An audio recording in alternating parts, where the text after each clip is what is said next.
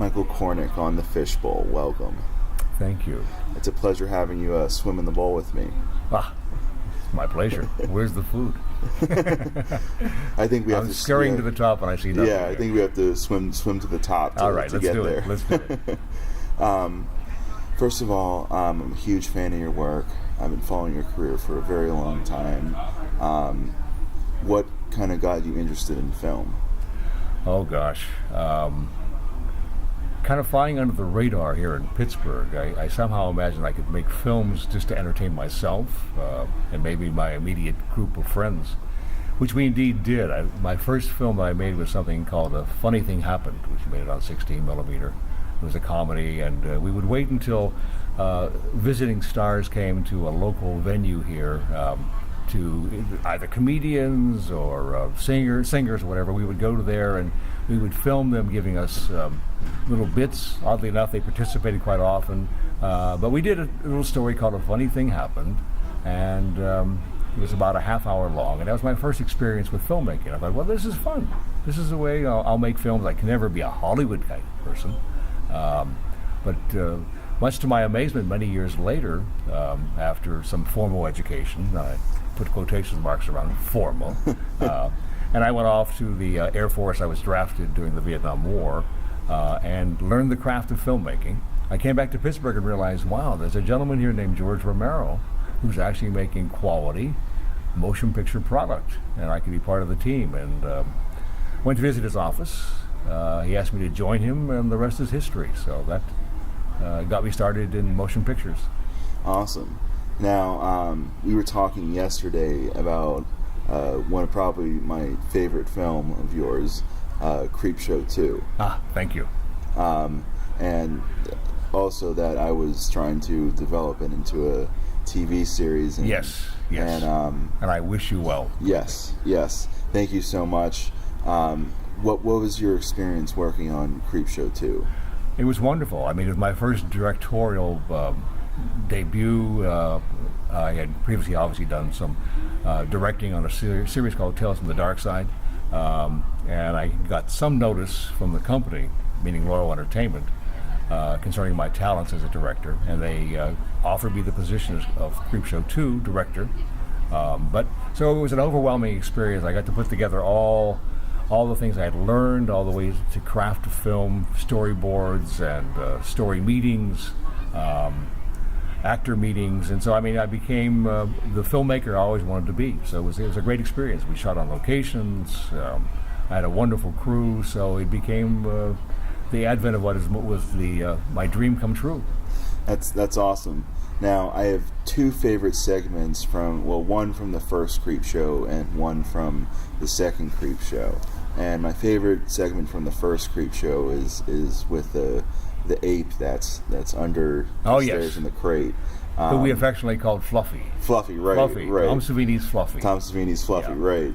And my favorite segment from Creepshow 2 is where the people get stuck on the raft, and there's the creature, like the kind of like the blob in a sense. Exactly. You know, and entitled The Raft. The Raft, appropriately. Right. Yes. Right. And that's my favorite segment in Creepshow 2. All right, good. Yeah. But I also really like the hitchhiker. Yeah, that's probably my favorite. It has the highest energy. Right. It was the culmination of a long effort to get through the motion picture and the filming. My crew came together and gave me incredible support because we were principally shooting in Arizona. We made an incredible move back to Maine to shoot in Steve's backyard, just as an homage to Steve, because they were all his stories. So we wanted to get at least one episode shot in his own backyard. So we did that indeed. We flew all the way back to Bangor, Maine, and shot The Hitchhiker. But unfortunately, we're hitting the tail end of the year. And so as we arrived, it was still somewhat fall, but then it turned swiftly into winter, and we had snowfall and adverse weather. But I think watching the continuity of the film, you feel more of a time passage versus any problems with continuity. So I hope. But it was, a lot of fun to shoot, and it was like I said, the finish of a long effort, and it felt very good. And Steve was supportive. Steve was there. He played a character, obviously, in that episode. So it was all very, very good. And then it got better because we went into post-production, and that's a lot of fun too. Now, I also really like the segment with Old Chief Woodenhead. Yes. Because I'm actually friends and interviewed Dan Kamen. Dan Kamen, yeah. What a guy! What a guy Certainly Dan is. Yeah, what a talent.